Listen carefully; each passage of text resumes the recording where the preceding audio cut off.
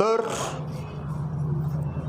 परत एकदा तुमचं सर्वांचं जोशीज अकॅडमीमध्ये स्वागत आहे. माय नेम इज अमोल जोशी आणि आपण ग्रॅव्हिटेशन हा चॅप्टर सुरू केलेला आहे आणि ग्रॅव्हिटेशन चॅप्टरचा आजचा लेक्चर नंबर किती आहे? 6. ठीक आहे ना. तर आजच्या लेक्चरमध्ये आपण कोणते कोणते पॉईंट्स कव्हर करणार आहेत? आपण काल पाहिलं होतं की जी स्मॉल जी म्हणजे एक्सेलरेशन ड्यू टू ग्रॅव्हिटी. जब एक ऑब्जेक्ट नीचे गिरता है तो कौन से ना कौन से एक्सेलरेशन से नीचे गिरता है, because this object is attracted by अर्थ. इस ऑब्जेक्ट पे कौन सा फोर्स लग रहा है? अर्थ का फोर्स लग रहा है, इसलिए इस ऑब्जेक्ट में क्या आ रहा है? एक्सेलरेशन आ रहा है. वो जो एक्सेलरेशन है उसकी वैल्यू कितनी रहती है? 9.8 मीटर पर सेकंड स्क्वायर. हमने कल ये फॉर्मूला डिराइव भी किया था. तो what is the formula of small g? Small g is equal to capital G capital M divided by R square is the formula of acceleration due to gravity.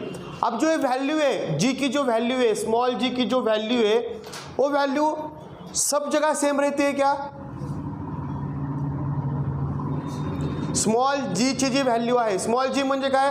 Acceleration due to gravity. याची value सगळीकडे same असते का? याचा answer आहे नाही. का? कारण की सर अर्थचं ग्रॅव्हिटेशनल फोर्स वेगळा आहे, मूनचं ग्रॅव्हिटेशनल फोर्स वेगळा आहे, सूर्याचा सनचं ग्रॅव्हिटेशनल फोर्स वेगळा आहे. त्यामुळे जी जीची व्हॅल्यू आहे ते सगळीकडे सेम राहत नाही. हे काय होत असते? चेंज होत असते. तेवढंच सोडून द्या, हे आमच्या अर्थच्या अवतीभोवती पण बदलते. तर आता आपण जो पॉईंट पाहणार आहे तो अतिशय इम्पॉर्टंट पॉईंट आहे. त्या पॉईंटचं नाव आहे variation of G. Variation in the value of जी.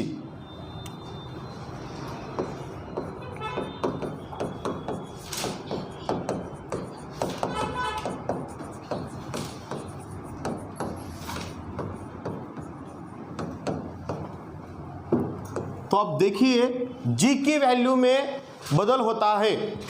जीच्या व्हॅल्यू मध्ये काय होत असतो? बदल होत असतो. कसा? एकतर तुम्ही हाईटवर जा, पृथ्वीच्या सरफेसवरून जसं जसं तुम्ही वरी जाल तसं तसं जीच्या व्हॅल्यूमध्ये काय होणार आहे? बदल होणार आहे. किंवा तुम्ही पृथ्वीच्या मध्ये जा तेव्हा पण जीच्या व्हॅल्यूमध्ये काय होणार आहे? बदल होणार आहे.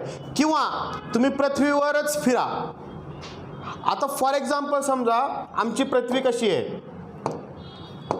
आमची पृथ्वी कशी आहे? गोल आहे का? नाही, चपटी आहे का मग? हां, आमची पृथ्वी हे गोल नाही. व्हेरिएशन हां बरोबर आहे की?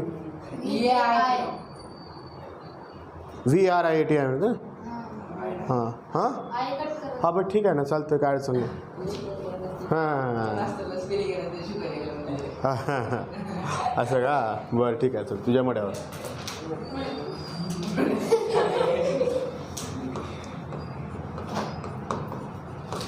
ठीक. हां, तर आज आपण पाहणार आहेत variation in the value of G. जीची व्हॅल्यू सगळीकडे सेम राहत नाही, प्लेस टू प्लेस बदलत असते. मग सर हा प्रश्न परीक्षेमध्ये 5 मार्काला पडलेला होता. किती मार्काला पडलेला होता? 5 मार्काला. हे जे जीची व्हॅल्यू आहे ते 3 प्रकारे बदलू शकते. On the surface, on the surface, दुसरा आहे at height and depth of hurt. Depth of hurt नाही, डेप्थ ऑफ अर्थ.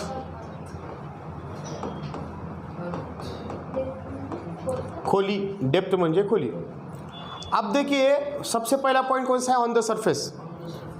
अब देखिए हमारी जो पृथ्वी है, आमचं जी पृथ्वी आहे ते परफेक्ट गोल आकाराची आहे का? नाही. हां, तिचा आकार कसा आहे माहिती का? पृथ्वीचा आकार आहे आमच्या असा. कसा आहे? असा. यस. तुम्ही जर व्यवस्थित बरं, दुसरा एक प्रश्न काय माहिती का? की आमच्या पृथ्वीचा आकार असा कसा आहे? म्हणजे आता तुम्हाला माहिती आहे की आमच्या पृथ्वीचे आपण दोन भागात डिवाइड करतो. हा जो भाग आहे ह्या भागाला म्हणतो आपण इक्वेटर.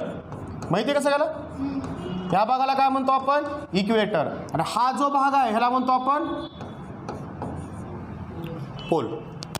भूगोलमध्ये आहे हां. ह्या भागाला म्हणतो आपण इक्वेटर, ह्या भागाला म्हणतो आपण पोल. तुम्ही जर नीट पाहत असाल तर तुम्हाला असं दिसेल की इक्वेटरला आमची पृथ्वी फुगलेली आहे. इक्वेटरला आमची पृथ्वी कशी आहे? बल्ज. बल्ज म्हणजे काय हो? आणि पोलला थोडीशी चपटी आहे, अशी फ्लॅट आहे. पोलला कशी आहे? थोडीशी फ्लॅट आहे. मग तुम्ही एक गोष्ट सांगा, जीचा फॉर्म्युला काय होता आमचा? जीचा फॉर्म्युला काय होता आमचा? G is equal to G M divided by R square. इसका मतलब क्या होता है? ये जो जी की वैल्यू है वो किसके इनवर्सली प्रोपोर्शनल है? आर स्क्वायर के इनवर्सली प्रोपोर्शनल है. अगर रेडियस बढ़ी, अगर रेडियस बढ़ी तो जी की वैल्यू क्या होती है? इधर कम होती है. यस और नो? हाँ. अब देखिए, on the surface of earth, our earth is not perfectly circle, our earth is not perfectly round shape. Our earth bulge at the equator and flat on the pole. असं का झालेलं आहे? कारण की आमची पृथ्वी एका ॲक्सिस भोवती लाखो करोडो वर्षापासून फिरत आहे. त्यामुळे गोल फिरून तिचा मास काय झाला? थोडासा शिफ्ट झाला आहे. त्यामुळे इकडली बाजू काय झाली? आमच्या पृथ्वीची फुगलेली आहे आणि वरची कशी आहे? चपटी आहे. कशामुळे झालं? कारण काय आलं?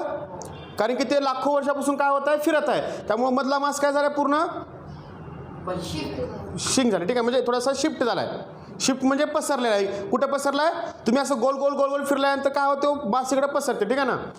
मग तुम्ही जर नीट पाहिलात तर हा पृथ्वीचा सेंटर आहे. आपल्या सेंटरपासून पोलची रेडियस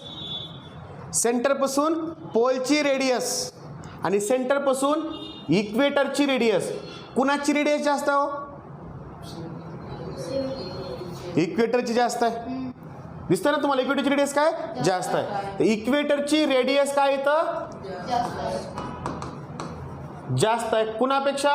आणि पोलची रेडियस काय इथं? पोलची रेडियस पोलची जे रेडियस आहे ते काय आहे? का बरं कमी आहे? कारण की वरून चपटी आहे.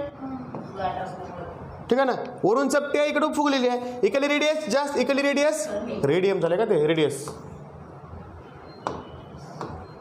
इकडली रेडियस जास्त. मग आम्हाला फॉर्म्युला तर काय माहिती आहे की सर जीची व्हॅल्यू इनव्हर्सली प्रोपोर्शनल कोणाला आहे? आर स्क्वेअरला आहे.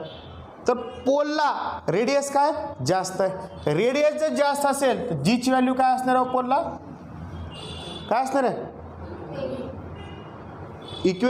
इक्वेटरला जर रेडियस जास्त असेल तर जीची व्हॅल्यू काय असणार आहे? कमी असणार आहे.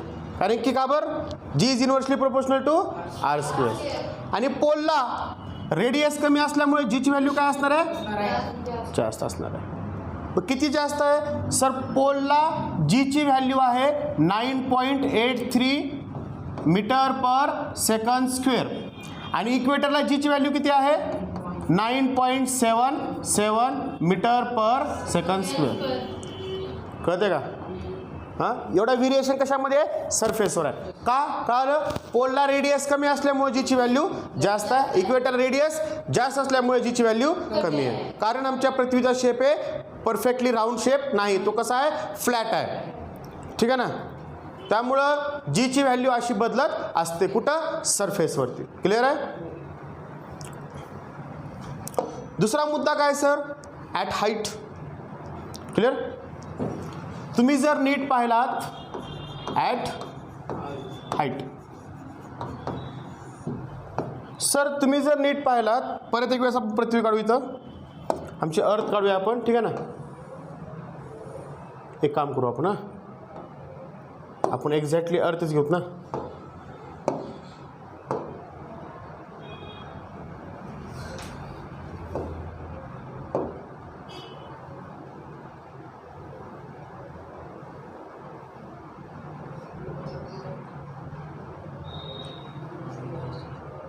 हां,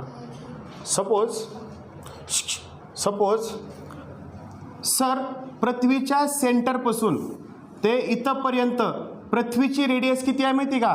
6400 किलोमीटर. किती आहे? 6400 किलोमीटर. काय अडचण? पृथ्वीची रेडियस किती आहे? 6400 किलोमीटर.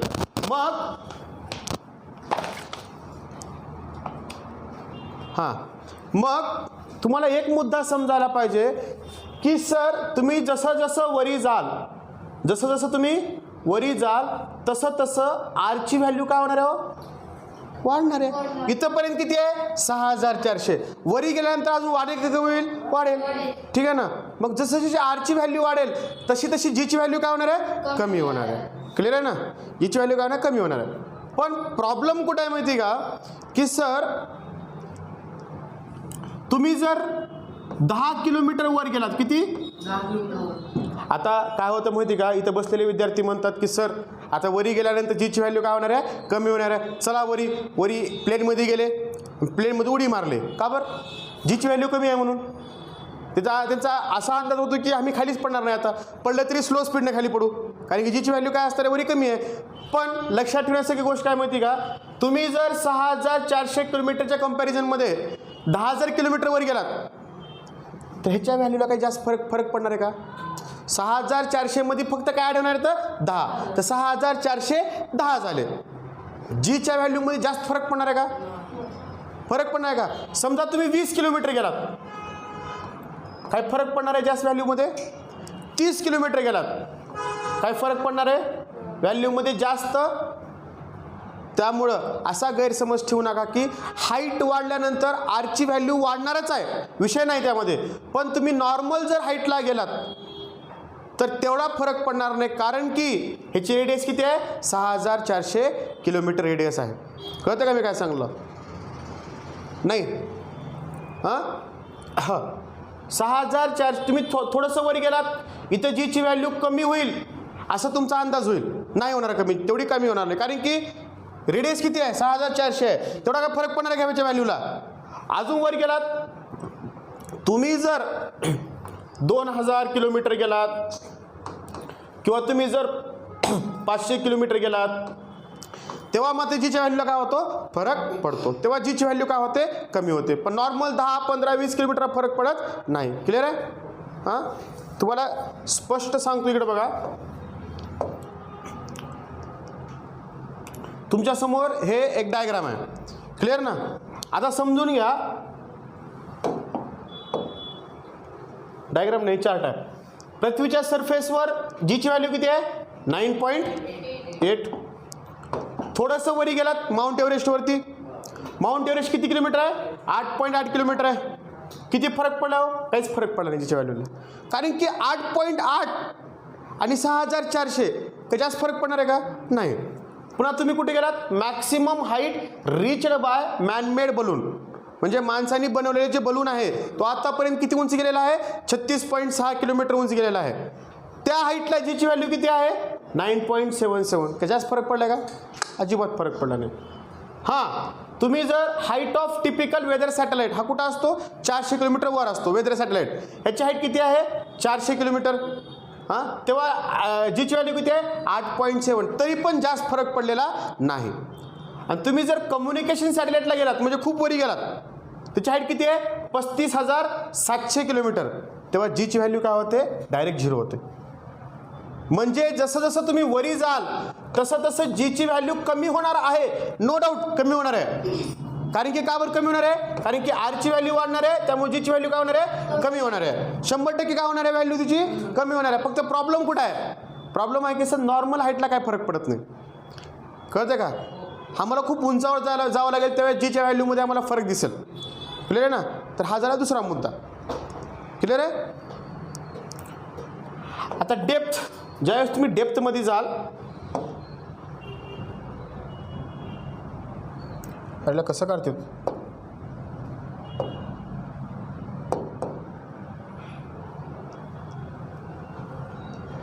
कसं काढते रे?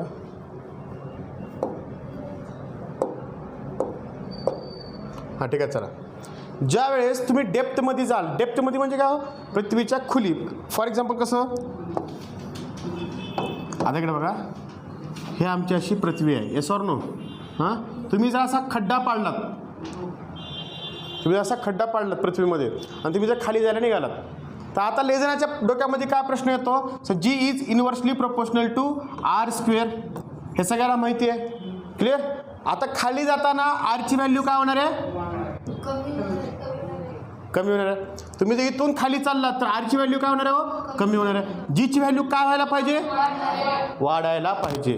पण तसं होत अजिबात नाही.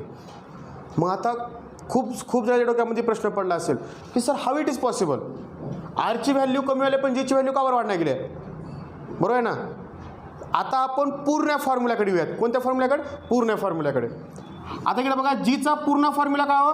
जी एम भागिले आर स्क्वेअर. सो जीची डायरेक्टली कशावर डिपेंड आहे? मासवर. आणि इनव्हर्सली कशावर डिपेंड आहे? रेडियसवर. म्हणजे मास जर वाढला तर जीची व्हॅल्यू पण काय होणार आहे? आणि मास जर कमी झाला तर जीची व्हॅल्यू पण काय होणार आहे? कमी होणार आहे. तुम्ही मला एक गोष्ट सांगा, आता ज्यावेळेस ऑब्जेक्ट हा इथं आहे त्यावेळेस ह्या ऑब्जेक्टसाठी पृथ्वीचा हा पूर्ण मास आहे. ज्यावेळेस ऑब्जेक्ट हा इथं आहे त्यावेळेस त्या वस्तूसाठी पृथ्वी केवढी आहे? फक्त कळते का? ह्या ऑब्जेक्टसाठी पृथ्वी केवढी आहे? फक्त एवढी आहे. म्हणजे पृथ्वीचा मास काय झाला आहे? कमी झाला की नाही? मुद्दा समजून घ्या. ज्यावेळेस ती वस्तू कुठं आहे? सरफेसवर आहे. त्यावेळेस त्या वस्तूला पूर्ण अर्थ काय करत आहे? अट्रॅक्ट करत आहे. म्हणजे अर्थचा पूर्ण मास काय करत आहे? तिला अट्रॅक्ट करत आहे. पण ज्यावेळेस ती वस्तू खाली येते त्यावेळेस अर्थचा मास बी काय होणार आहे? कमी होणार आहे. अर्थचा मास कमी झाला तर जीची व्हॅल्यू काय होणार आहे? ऑब्व्हियसली कमी होणार आहे. ठीक आहे ना. अजून एक मुद्दा सांगतो. ज्यावेळेस एखादी वस्तू डेप्थमध्ये जाते त्यावेळेस अर्थचा मास काय होतो? कमी होतो. त्या वस्तूसाठी त्या अर्थचं मास काय होतं? कमी होतं. रेडियस तर कमी होतेच पण मास पण काय होतो? कमी होतो. मग मास कमी झाल्यानंतर जीची व्हॅल्यू काय होणार आहे? कमी. अजून एक रिझन आहे. ज्यावेळेस एखादी वस्तू डेप्थमध्ये जात असते त्यावेळेस आता बघा, इथं पण अर्थ आहे, इथं पण अर्थ आहे, इथं पण अर्थ आहे, इथं पण आहे, इथं पण आहे. सगळीकडे काय हो? अर्थचे पार्टिकल्स आहेत. तुम्ही मला सांगा, ही वस्तू ज्यावेळेस खाली पडेल त्यावेळेस ह्या वस्तूला सगळेजण काय करतील? हिला इकडे ओढायचा प्रयत्न करतील, काही जण इकडे ओढायचा प्रयत्न करतील, काही जण इकडे ओढतील, काही जण इकडे ओढतील, काही जण इकडे, काही जण इकडे, काही जण इकडे, काही जण इकडं. मग ह्या वस्तू ज्यावेळेस खाली पडणार आहे त्यावेळेस त्याला अर्धी इकडे ओढतील, अर्धी इकडे ओढतील. त्यामुळे त्या वस्तूची स्पीड काय होईल? ॲक्सेलरेशन काय होईल? कमी होईल ना. Each and every particle of earth attract that object, therefore the acceleration goes decreases.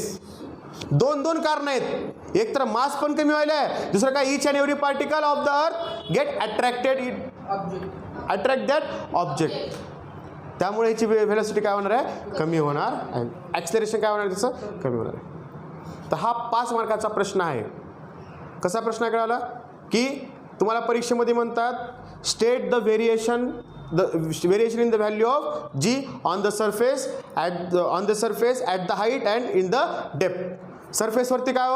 आमची अर्थ जी आहे ते कशी आहे? परफेक्टली राऊंड नाही. पोलला फ्लॅट आहे, इक्वेटरला बल्ज आहे. त्यामुळे इक्वेटरला रेडियस जास्त, जीची व्हॅल्यू कमी. पोलला रेडियस कमी, जीची व्हॅल्यू जास्त.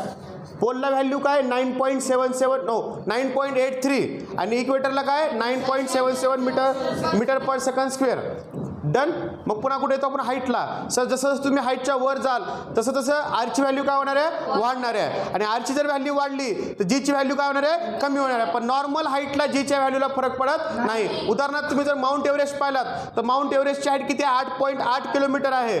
तर त्यावेळेस जीची व्हॅल्यू काय? 9.8च आहे. तुम्ही जर मॅनमेड बलूनचे जर हाईट मोजला तर किती आहे? 36.6 किलोमीटर आहे. त्यावेळेस पण जीच्या व्हॅल्यूमध्ये फरक किती पडतो? फक्त 9.77चा फरक पडतो. ज्यावेळेस तुम्ही 400 किलोमीटर वर जाता त्यावेळेस फक्त 8.7 मीटर पर सेकंड स्क्वेअर होतं. नॉर्मल हाईटला फरक पडत नाही कारण की रेडियस किती आहे तिची? खूप जास्त आहे, 6400 आहे. 6400 मध्ये जास्त फरक पडणार आहे का? नाही. मग ज्यावेळेस तुम्ही कम्युनिकेशन सॅटेलाइटला जाल, कम्युनिकेशन सॅटेलाइट किती असते? कम्युनिकेशन सॅटेलाइटची हाईट 35,000 समथिंग. हां, तर त्यावेळेस मात्र जीची व्हॅल्यू काय होते? डायरेक्टली 0 होते. त्यामुळे सॅटेलाइट खाली पडत नाही. जीची व्हॅल्यू 0 आहे तिथं. क्लिअर आहे ना. मग पुन्हा डेप्थमध्ये जाताना काय होतं? Wien the object moves in depth each and every particle of the earth start attract that object, therefore the acceleration goes decreases. First reason. Second reason काय, when the object is going in the deep the mass of earth also decrease, therefore the radius also, therefore the value of G also decrease. Clear. हे 3 मुद्दे आहेत. तर thank you so much मित्रांनो. आपण next लेक्चरमध्ये भेटूयात. उद्या आपण मास अँड वेट, जो की खूप फेमस क्वेश्चन आहे, ते आपण उद्या पाहणार आहोत. तोपर्यंत बाय बाय, टेक केअर. भेटू आपण नेक्स्ट लेक्चरला.